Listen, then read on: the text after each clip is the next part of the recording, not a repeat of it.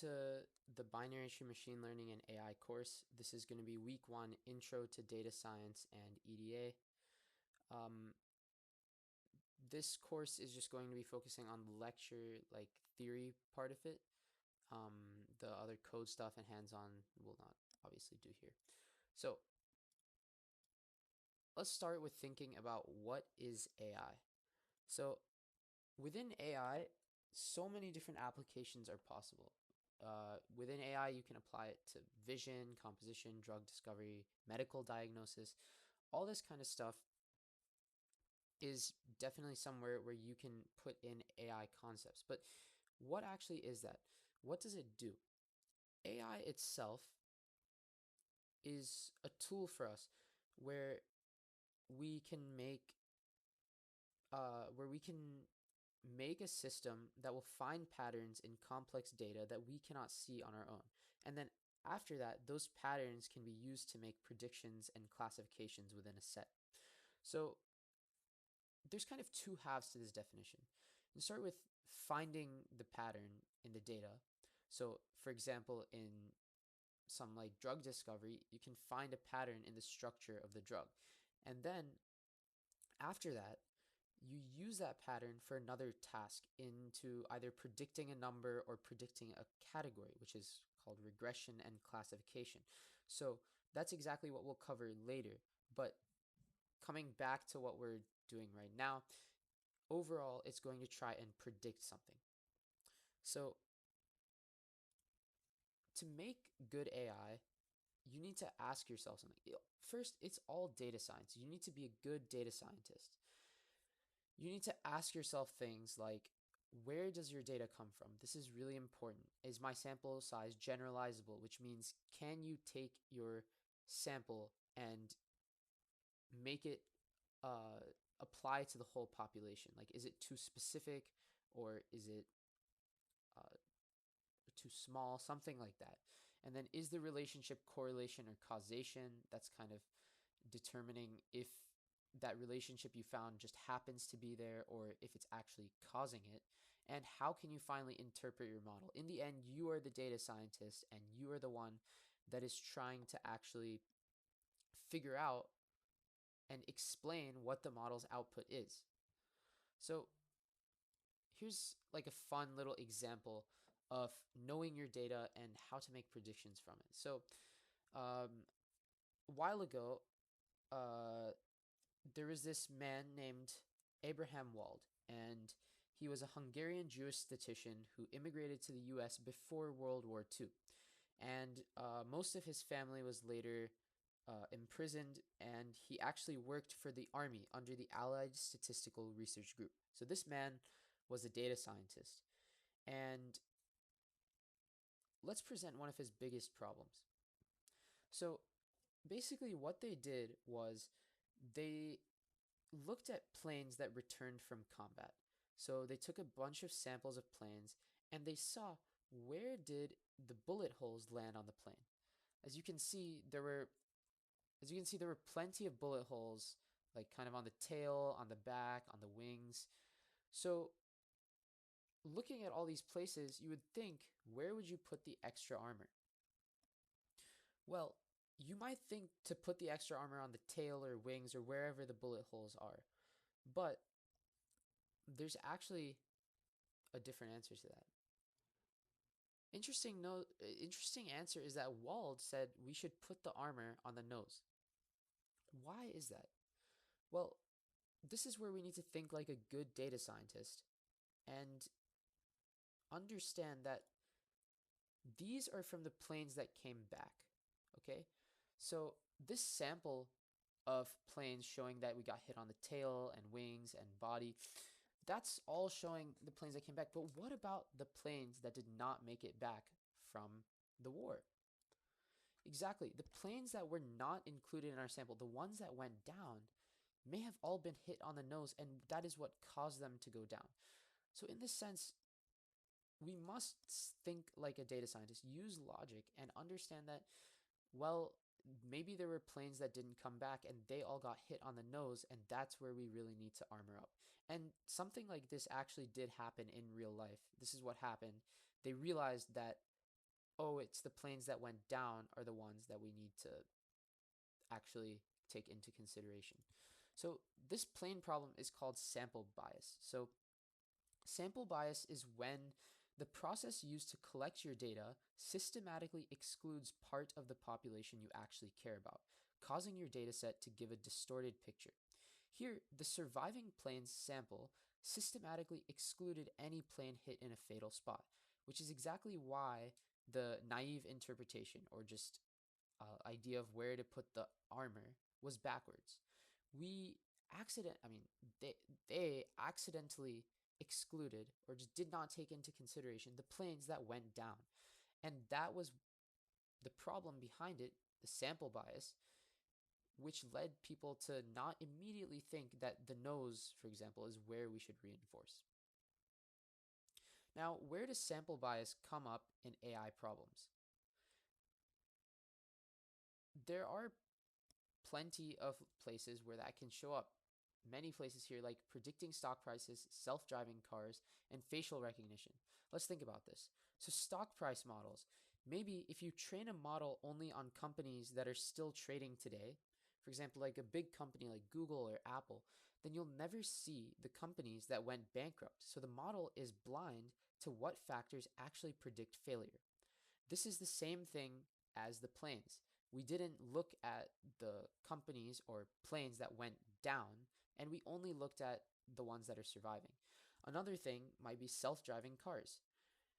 Training data, which I mean we can talk about later, but what you use to show your machine learning model how driving works, a lot of it is taken on common roads, like a street road that you might go through the city on in good weather. So the model will kind of underperform on rare conditions that it rarely saw, like a rural road or heavy snow. Some kind of harder condition to some rarer condition that it has not seen before.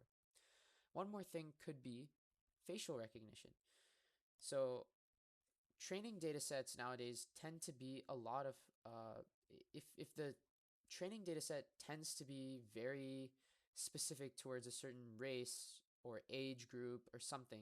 So if it does a bunch of young people or white people, then it'll have a harder time trying to detect maybe older people or people of different skin tones. So the main idea here is that the model that we're training off of data, this is the main idea, is getting the data first, is the model blind spots will show up from what is missing in the data, not from the flaw in the algorithm, but from the fact that we just don't have the data to back it up. So this is the idea behind exploratory data analysis, EDA, which is a toolkit that helps you catch these issues before actually training your model. So EDA is absolutely critical to all data projects. And if you do your own project, this is something that you need, because EDA will help us with many things, right? EDA is the process of examining and visualizing a dataset before you even build the model to actually understand what's in it. It can help us understand our variables, like what type is each variable, what range of values does it take. We can select the appropriate modeling tools, since some techniques only work for certain variable types, which I'll show you. And we can also generate hypotheses, since we will notice patterns in our EDA, and it'll suggest what might be worth modeling, like what kind of patterns can we actually see and think about for training our model. So I'm going to introduce you to a kind of variable. This one is called a categorical variable. A categorical variable places observations into named groups or categories that have no inherent numeric order. What that means is they're just placed into groups, like clusters. You can't average them necessarily. There's no way to average these because there's no numeric values. There's no numbers. Categories can be like clothing types, like shirts and pants, or it could be colors like red and blue. And that's the reason you can't average them, because they're not numbers. But often you can count them, and when you place things into categories, there will be an official count. So in a clothing store, there might be 10 shirts, 5 pants, and 11 socks, right? those will be counted in terms of their category. Now, there's a type of variable called a quantitative variable. A quantitative variable is a numeric quantity that can be meaningfully ordered and averaged. So what that means by ordering is they have to have a number. You can put them in a range and order them. Like, let's say we were numbering the heights of students. If we said the heights where maybe someone is 5'6", someone is 5'10", someone is 5'11", those are all numeric values and they can be ordered. And for example, they can be ordered in range of shortest to tallest. And it makes sense to average them. Example, yeah, the average height in the room. You can add up all the numbers and divide them. Now, it can be continuous or discrete. There are two subtypes of quantitative variables. Continuous meaning that it can take on any value within a range. So let's say weight of lumber. If you take some wood, the weight of the wood can be anything within its certain range. Let's say a piece of wood can be anywhere between 50 and 100 pounds. It can be quite literally any number between 50 and 100. It can be 72.512, or it can just be 90. Now, there are also discrete numbers, which are usually whole number values. So let's say number of cars people own. You can't own half a car. You can own one car, you can own 0 cars, you can own 2 cars, but those have to be discrete whole numbers. Now, I'll ask a little kind of pop quiz question for you to think about is, are zip codes categorical or quantitative data? This is actually a trick question. You may think that zip codes are quantitative data, quantitative numbers, because a zip code is a number, right? If you have a zip code 27101 and 90210, those zip codes are numbers and they could be averaged, right? But if we think about that, there's no real ordering, and the averaging doesn't actually mean anything. The numeric labels don't actually have a quantitative meaning to them. Meaning, if I said the zip code is 27101, that doesn't mean it's less than 90210. That doesn't make any sense. It just means it's a different location category that you're placed in. If I average those two values, it doesn't actually correspond to a meaningful location somewhere in between the two. It's just another category of location. Now, here's kind of the toolkit for EDA. All of this is using statistics, plotting stuff, seeing numbers, seeing charts. Here, for example, there's a summary statistics. There's summary statistics, bar plots, and then two-way variable analysis. So, for example, here we have the two-way variable analysis, and it shows, for example, like major of STEM, social science, humanities, interdisciplinary, and then level of technical writing experience. So that might be 8, or that may be none, beginner, intermediate, expert, and this is like categorical data, for example. Now, another way to visualize this is in a sectioned off bar plot where we have like high, like blood pressure levels of high, normal, and low going across age and percent. That's for two variables. For one variable here in the middle, we have a bar plot, which we can just show, like, for example, this is types of programming languages people know, and that might mean C, C++, Java, PHP, and Python. There's specific numbers, specific levels for each. And we can also just have a summary statistic showing proportions, like percents of a sample. So blue, red, orange, pink, it shows the distribution. So this is all for categorical data. And specifically, it just shows us like relations, like how much of each is there in something. What are the relationships between two different variables, like how does age affect percentage of high blood pressure or normal blood pressure or low blood pressure people. Now, we also have EDA for quantitative data, which in my opinion is cooler.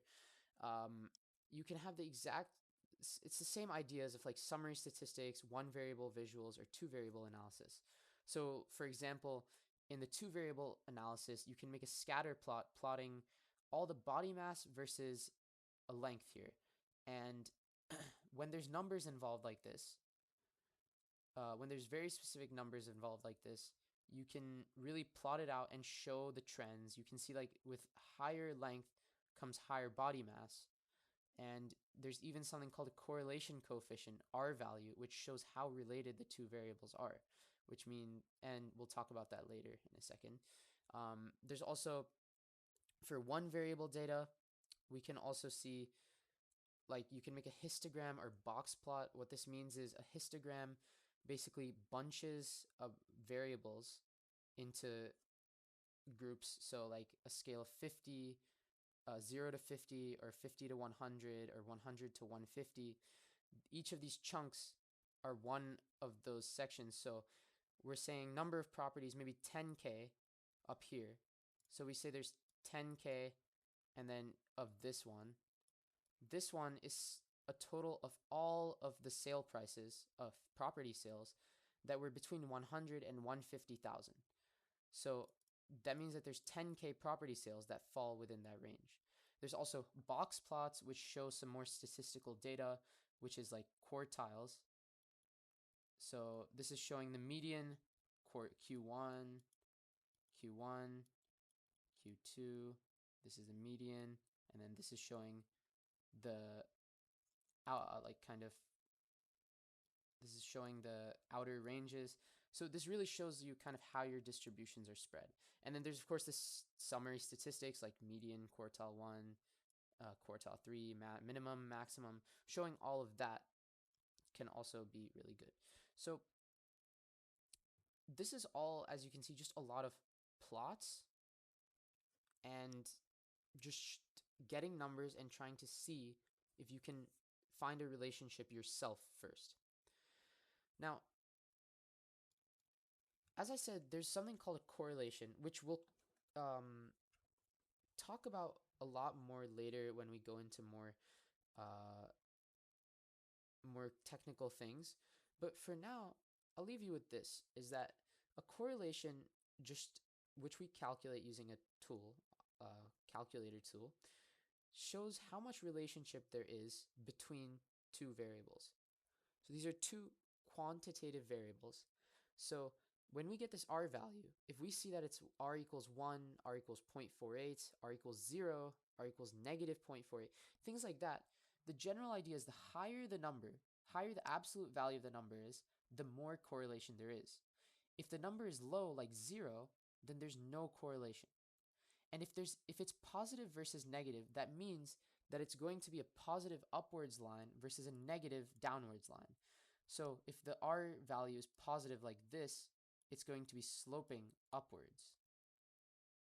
If it's negative like this, the line's sloping downwards like this. And R equals 0 is just no correlation. We can't really draw a line through this because the data has nothing like in relation with each other, like the two data variables. So that was week 1 of our course. A little